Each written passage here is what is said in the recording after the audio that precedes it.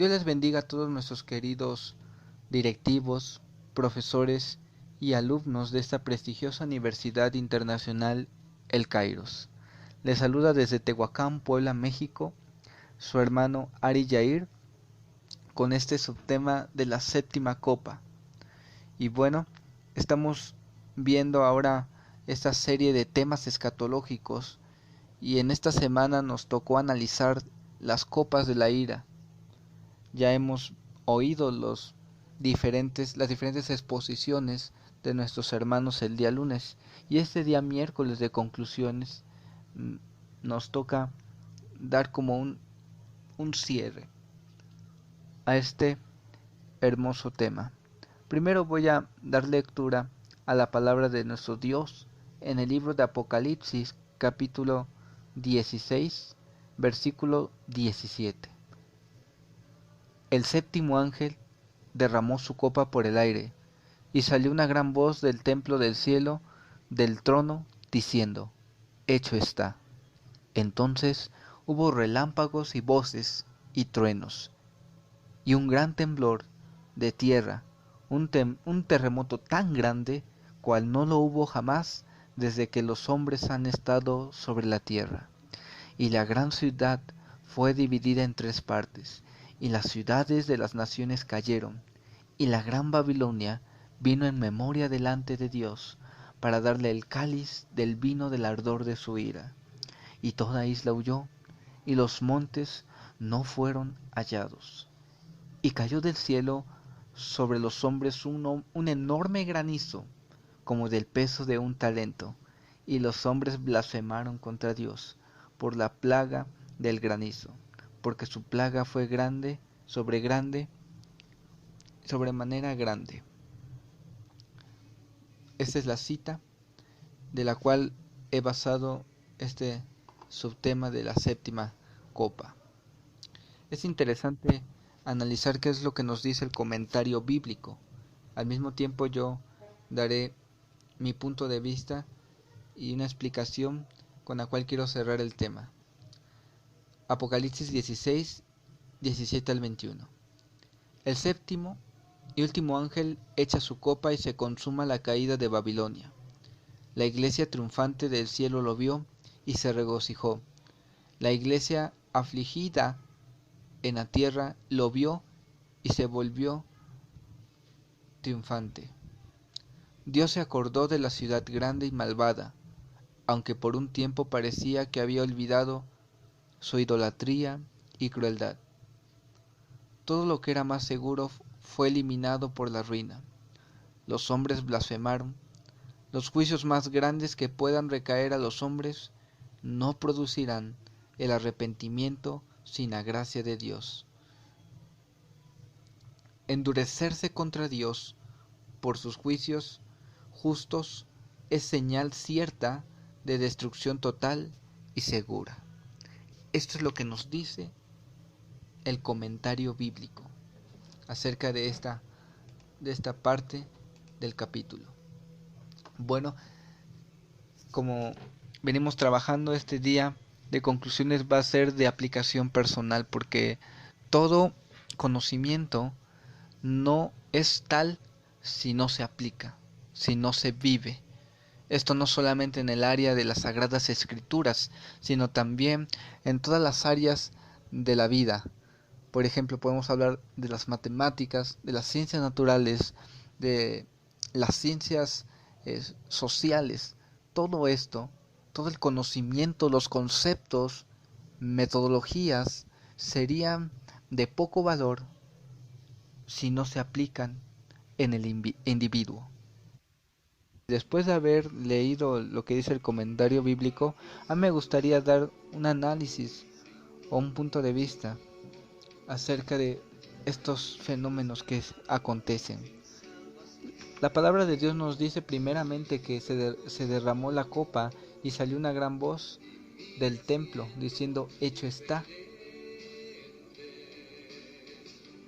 Y bueno, dice que se oyeron relámpagos, voces y truenos, y un gran temblor tan grande cual no hubo jamás desde que los hombres han estado sobre la tierra. Ahora, Respecto a esto, hay una nota interesante que BBC Mundo sacó en el año de 2016. Les voy a leer esta nota y quisiera que analicemos profundamente lo que dice. El encabezado dice: ¿cómo los terremotos han sacudido la Tierra en los últimos 15 años?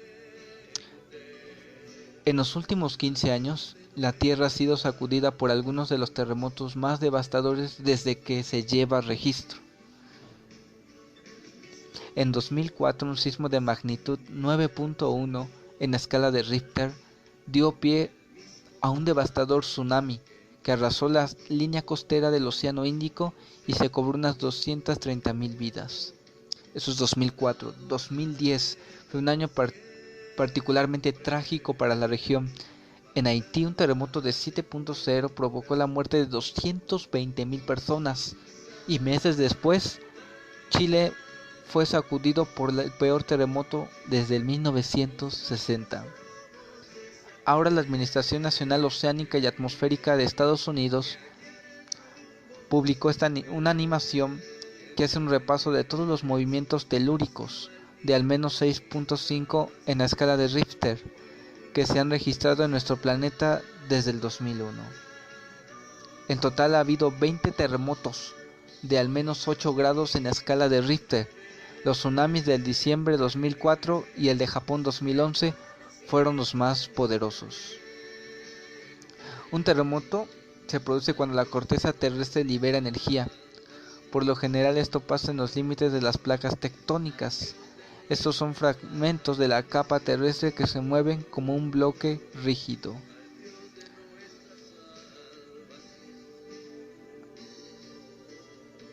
Dice aquí al final de la nota: no obstante, esta animación nos recuerda que la Tierra está expuesta a constantes terremotos y lo terrible que algunos de estos temblores pueden llegar a ser. Según Naciones Unidas, el tsunami del Océano Índico requirió del mayor esfuerzo de ayuda internacional que se haya registrado en la historia. Interesante la nota,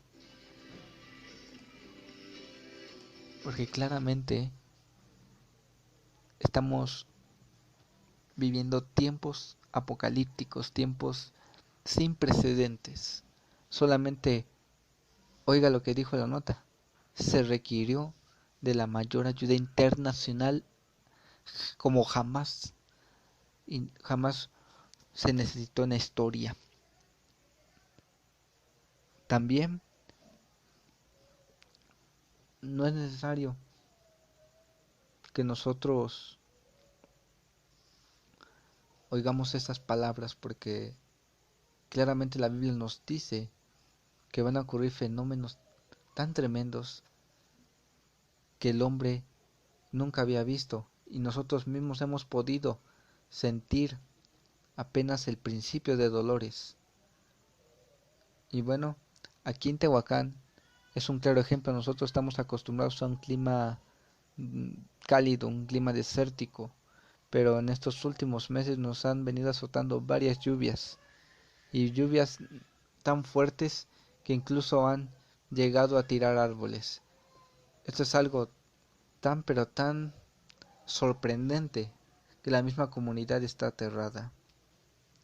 Como les comentaba, estamos viendo el inicio de los juicios de Dios. Estos fenómenos, en vez de causarnos miedo al cristiano, solamente le impulsan a adorar a Dios. ¿Por qué? Porque la palabra dice que cuando veamos estas cosas, significa que nuestra redención está cerca. En un estudio que pude compartir en la iglesia, decía que estos fenómenos son como una llamada de alerta. Estos fenómenos deben de movernos a buscar a Dios. No debemos temer, hermanos, ya que para nosotros, como dice el Señor Jesús, no os alarméis porque esto tiene que acontecer, pero aún no es el fin.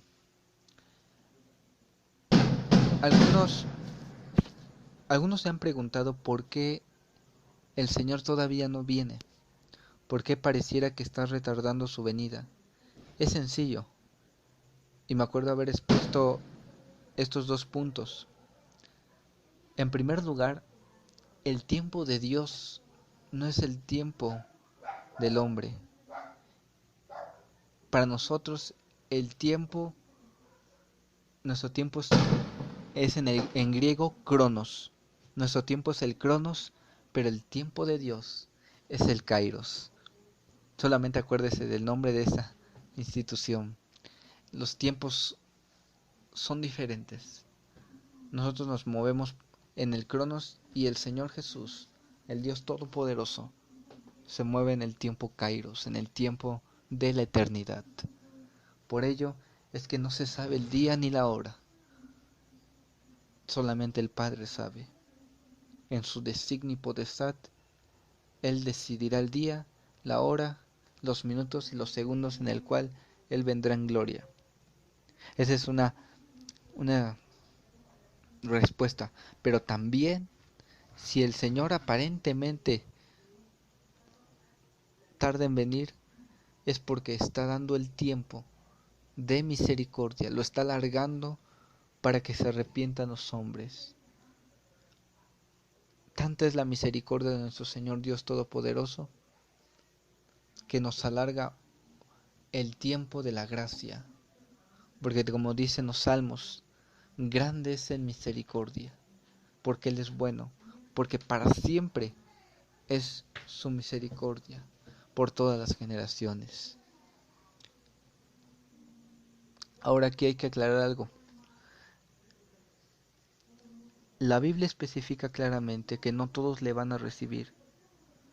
Por lo tanto, si todavía no ha llegado el rapto de la iglesia, significa que faltan más personas por convertirse, porque hasta que se llegue a completar el número de los miembros de la iglesia verdadera de Cristo, entonces habrá acabado la gran comisión, habrá acabado el propósito de esta dispensación, que es reunir a todos los llamados, a todos los hijos de Dios, para irse en el arrebatamiento de la iglesia. Entonces, si todavía, hermanos, no llega el rapto, entonces no debemos de perder el tiempo, debemos predicar, debemos de cumplir esa gran comisión, porque para eso nos da el Señor la vida.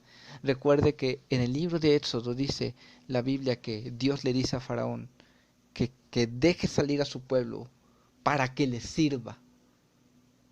Ese es el por qué usted y yo fuimos rescatados, para servirle, para adorarle. ¿Y cómo le servimos? Dando testimonio, predicando, alabándole. Esa es la razón, ese es el trabajo del cristiano, el trabajar en agrey. Y por eso, hermanos, aproveche ahorita este momento de gracia, no lo tome en poco, ya que si usted no aprovecha, el Señor le pedirá cuentas. Haga todo lo imposible. Ore día y noche. Que recuerde que el Señor es el que produce el querer y el hacer por su buena voluntad. Entonces, hermanos, no nos cansemos de predicar el Evangelio. Gane a su familia para Cristo. Recuerde que no es usted quien nos gana. Somos el instrumento, pero la palabra dice que Dios es el que redarguye, el que convence de pecado, el que produce el querer y el hacer por su buena voluntad. Ese es el llamado que nos hacen también todos estos juicios apocalípticos. Un llamado a la reflexión, un llamado también al arrepentimiento, porque hay algunos hermanos en la iglesia que ahorita han decaído, que se han apartado, que ahorita están quizás viviendo carnalmente, o que quizás los afanes de este mundo les han cegado. Pero no solamente oiga esas noticias, oiga todo lo que dicen estos reportajes internacionales. Solamente baste con leer algunos enunciados de los noticieros como BBC Mundo, que dice: un colapso completo de la humanidad, las acusaciones de la ONU sobre las atrocidades contra civiles en Alepo. Esto es en cuanto a las guerras ahí en el Medio Oriente.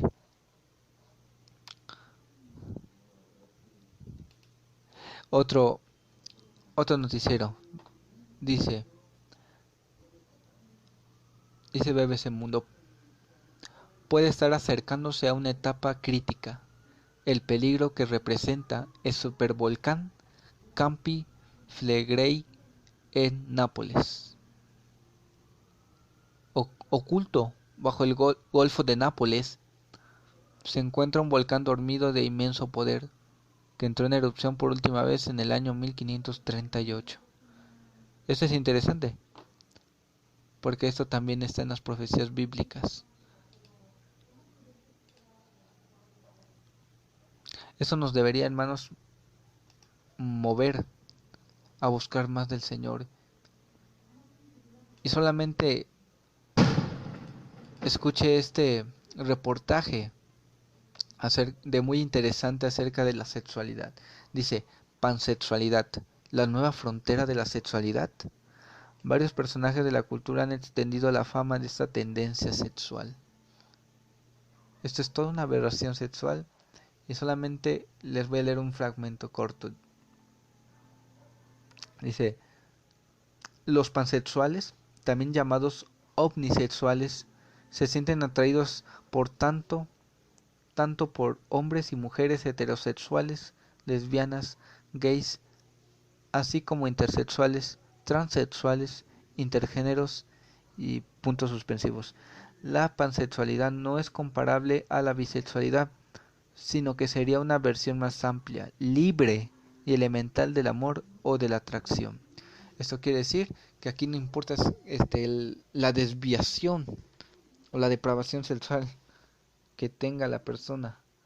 Puede tener relaciones con cualquier persona, no importando sea hombre, mujer, lesbiana, homosexual, transexual, etc. Solamente usted vea estos términos que antes no existían y que ahora se los enseñan incluso a los niños de la escuela primaria. Todos estos son señales, indicios de que estamos acercándonos al vaso, a la gota que va a derramar el vaso de la ira del Señor.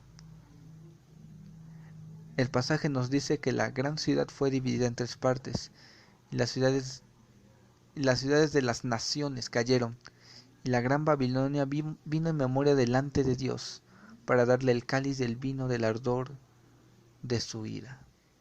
La gran Babilonia, que es un tema muy profundo que se tiene que tocar muy aparte, consta tanto de la Babilonia política como de la Babilonia religiosa. La Babilonia religiosa la tenemos identificada como la gran ramera, como la madre de todas las prostitutas, que es la Iglesia Católica Romana. Es un tema muy interesante que se tiene que tocar muy aparte, y solamente lo digo como de pasada. Dios se acuerda de todas esas abominaciones que ha hecho esta gran prostituta. ¿Por qué? Usted puede verlo claramente. Quizás alguno de ustedes comparte esta experiencia que yo tengo de ver cómo algunos de nuestros familiares han sido arrastrados por las falsas enseñanzas del Vaticano.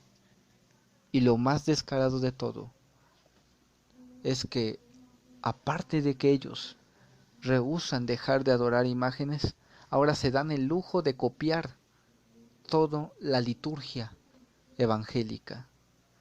Por ejemplo, hoy día usted se analiza con detalle, ellos también tienen noches de oración, como nosotros los evangélicos. Lo que para algunas iglesias le llaman células o cultos familiares, ahora ellos lo han adoptado y le ponen por nombre casitas de oración o casas de oración. Los evangélicos hacemos campamentos y congresos, y ahora los católicos también hacen sus congresos, hacen sus campamentos y hacen dinámicas en donde reúnen a varios jóvenes de todas partes del mundo para convivir. Los católicos ahora tienen sus grupos de alabanza. Ahora los padres se les dice pastores en algunos seminarios.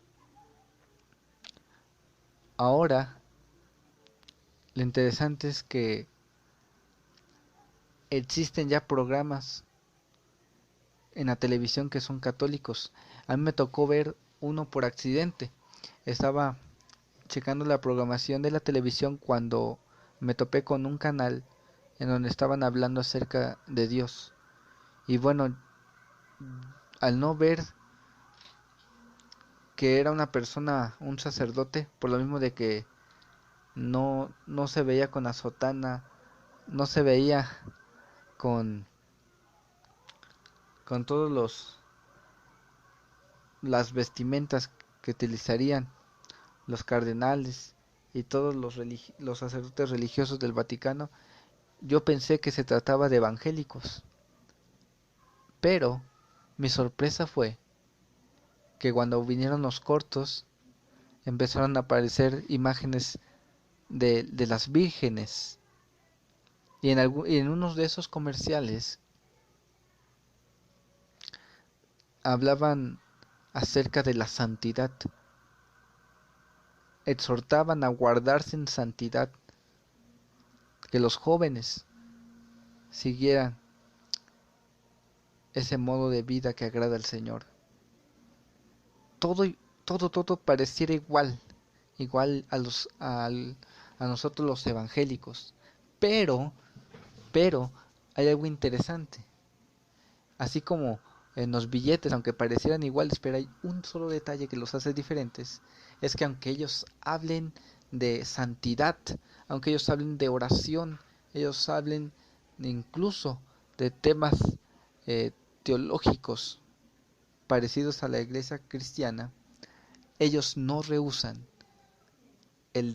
no rehúsan la idolatría. ¿Por qué? Porque en los mismos comerciales aparecían las famosas vírgenes y aparecían imágenes en donde se les oraba a estas estatuas. Entonces pareciera que son igual, pero siguen teniendo el espíritu de Babilonia, la madre de todas las rameras. Y como les seguía comentando, esto ha hecho que muchos se confundan y piensen que no hay ninguna diferencia entre un católico y un cristiano. Esto ha movido a varias personas a aferrarse todavía más a la religión católica. ¿Y cuántas gentes no se van al infierno? ¿Por qué? Porque el Vaticano ahora está utilizando más estrategias de convencimiento, más estrategias para que las personas que salieron de la Iglesia Católica vuelvan a ella. Una de esas múltiples estrategias es el que hoy en día la liturgia católica se está pareciendo a la nuestra.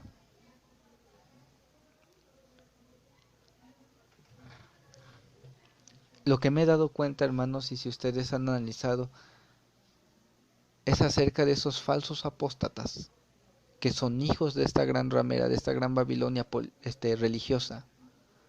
Estos apóstatas, esos apóstoles de la prosperidad, o los que son seguidores del neopentecostalismo, son infiltrados del Vaticano. Sé que esto necesita un análisis más a detalle, pero para decirlo de paso, muchos de los apóstoles, de los pastores carismáticos, son enviados desde el Vaticano. Ejemplo de ello, tenemos a Dante Gebel, un famoso pastor allá en Estados Unidos, que cuando le preguntaron acerca del Papa, él de una manera alegre dijo que esto era de Dios, que Dios tenía algo que ver aquí en la elección de este nuevo Papa argentino. También podemos ver varios líderes de las iglesias, de concilios, que llegan al Vaticano y se arrodillan ante él. Todo esto indica que son hijos de la Gran Ramera. Y si usted nota con cuidado, las mismas doctrinas heréticas de estas mega iglesias son idénticas a las de la llamada renovación carismática del Espíritu Santo. Note, en este siglo XXI surge el neopentecostalismo y a la par en lo católico surge la renovación carismática, que cuando hace una comparación es la misma filosofía, es la misma doctrina, una prueba irrefutable de que la gran Babilonia se ha infiltrado en estas iglesias. Y por eso aquí es que dice el Señor que se acordó, vino en memoria delante de Dios para darle del cáliz del vino del ardor de su ira, porque ha destruido iglesias, porque ha separado familias, ha separado hermanos y ha hecho que se hayan perdido miles y miles de almas que, creyendo que estaban adorando al Dios verdadero, estaban equivocados. Y para acabar, dice el punto: y cayó del cielo un enorme granizo, y eso hizo que blasfemaran contra el Señor. Sabemos que los apóstatas ya no van a volver, y sabemos también que el Señor eligió a algunos para salvación, y los que no fueron elegidos son aquellos que blasfemarán contra el Dios Todopoderoso, porque ellos odian y repudian, al igual que los demonios, las obras de nuestro Señor. Que nuestro corazón no se embarnezca, que nuestro corazón siempre esté vigilando esa llama del Espíritu Santo, hermanos. Que este tema, hermanos, haya sido de reflexión para que estemos atentos a las señales proféticas, a las profecías más seguras, a la palabra profética más segura, diría el apóstol Pedro. Hermanos, esa es la breve conclusión que quiero compartirles en esta noche ya, y que Dios me los bendiga y los guarde en donde quiera que estén.